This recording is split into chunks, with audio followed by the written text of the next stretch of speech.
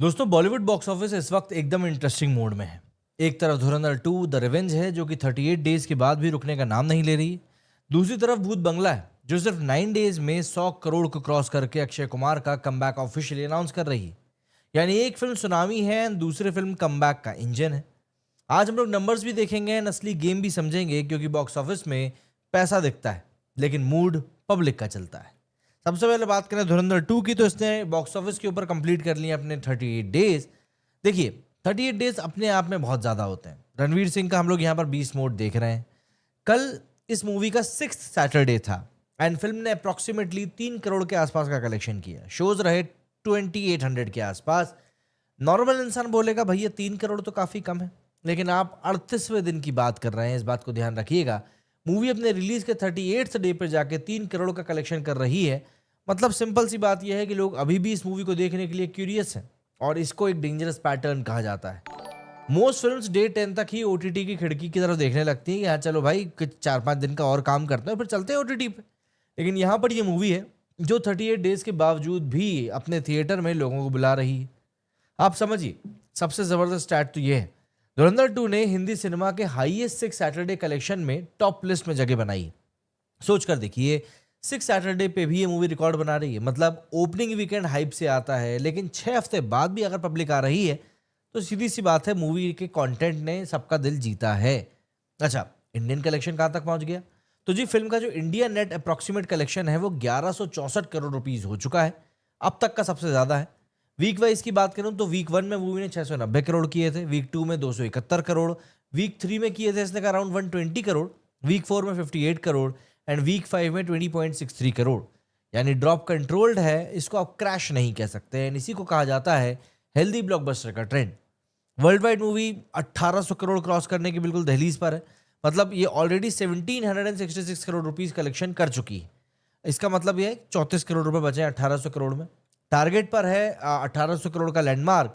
And अगर हम pace देखें तो उसको देखकर ऐसा लग रहा है कि यार ये इसको टच कर सकती है। रणवीर सिंह के करियर में ये सिर्फ एक हिट नहीं बल्कि एक आइडेंटिटी चेंजर मूवी बन के आई। अच्छा, साउथ में भी उन्होंने इतिहास लिख दिया है। असली सरप्राइज तो यही है, ये Bollywood film south Indian territories में भी तबाही मचा रही है। ऑलरेडी 294 करोड़ का क्रॉस कलेक्शन इसने कर लिया है एंड कर्नाटका से सबसे ज्यादा सपोर्ट इस मूवी को मिला है एंड सिर्फ 2.5 करोड़ का और कलेक्शन चाहिए टू बीट अवतार the way of water in those territories. मतलब बॉलीवुड फिल्म साउथ इंडिया में अवतार जैसी मूवी को चैलेंज कर रही है, ये नॉर्मल बात तो है नहीं। देखिए, एक वक्त था जब लोग बोलते थे कि रणवीर काफी ज्यादा ओवर एनर्जेटिक इंसान है। अब बॉक्स ऑफिस बोल रहा है तो सब बोल रहे हैं कि साहब ये तो बैंकेबल सुपरस्टार है। ये वक्त की बात है। जब आपका सिक्का चल रहा होता है तब आपको लोग सलाम करते हैं, लेकिन जब आपका सिक्का खोटा हो जाता है तो लोग आपको दूध में पड़ी हुई मक्खी की तरह निकाल के फेंक देते हैं। एंड रणवीर सिंह ने इन दोनों ही फेजेस को एक्सपीरियंस बहुत अच्छे से कर लिया है। फ्राइडे टू फ्राइडे बॉलीवुड में लोगों की किस्मत बदलती है, ये परसेप्शन बहुत पुराना है। एंड रणवीर आज टॉप लीग में फर्मली बैठा हुआ है। ये इसी बात का एग्जाम्पल है कि एक मूवी कैसे पूरे हालात बदल सकती है। बात करें भूत बंगला की, तो भैया भूत बंगला का केस थोड़ा सा यहाँ पर अलग है। ये 1700 करोड़ वाली मॉन्स्टर फिल्म नहीं है बल्कि स्मार्ट प्रॉफिटेबल मूवी है। डे 9 पे फिल्म ने 10.75 CR का कलेक्शन किया है 9200 शोज के साथ में। सेकंड सैटरडे पे ऐसा जंप, मतलब कि पब्लिक फैमिली के साथ में अभी भी मूवी देखने में इंटरेस्टेड है। 100 करोड़ क्लब की बात करें तो सिर्फ 9 दिनों में ही फिल्म ने 110 से 114 करोड़ का नेट कलेक्शन कर लिया है। तो बजट है इस मूवी का अराउंड 120 करोड़, यानी सेफ जोन के बहुत ज्यादा क्लोज है। ट्रेड लैंग्वेज में इसको रिस्क ऑलमोस्ट रिकवर कहा जाता है। अक्षय कुमार की बात करें तो सबसे बड़ा रिकॉर्ड उनके ही लिए है। Akshay Kumar became the first actor with 20 movies in 100 crore club, लेकिन एक भी मूवी 1000 करोड़ वाली नहीं है। 20 बार इन्होंने 100 करोड़ कमा लिए हैं। कंसिस्टेंसी का दूसरा नाम शायद अक्षय कुमार इसीलिए कहा जाता है। ह्यूमंस डिबेट ऑब्वियस सी बात है स्टारडम को एंडलेसली बढ़ा देती है, लेकिन इस बात को आपको समझना पड़ेगा कि अक्षय कुमार भले ही 1000 करोड़ की मूवी ना देते हो, but still he is a bankable star and इसीलिए बंदे के ऊपर इतना पैसा खर्च किया जाता है। पैंडेमिक के बाद में अक्षय का फेज काफी हद तक मिक्स था। फ्लॉप्स भी आए, एक्सपेरिमेंट्स भी फेल हुए, लेकिन इसके बाद में sky force, Kesari chapter 2, Housefull 5, jolly LLB 3 and अब भूत बंगला, यानी स्ट्रीक बिल्ड हो रही है।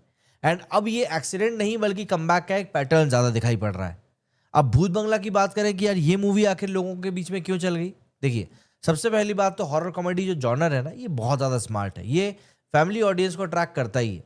इसके अलावा नॉस्टैल्जिया का कॉम्बो, मेकर्स ने बहुत स्मार्टली प्रियदर्शन प्लस अक्षय के कॉम्बो को मार्केट किया, जिससे कि लोगों को लगा कि चलो भैया इस बार कुछ नया देखने को मिलेगा या पुराना ही अच्छे तरीके से देखने को मिलेगा।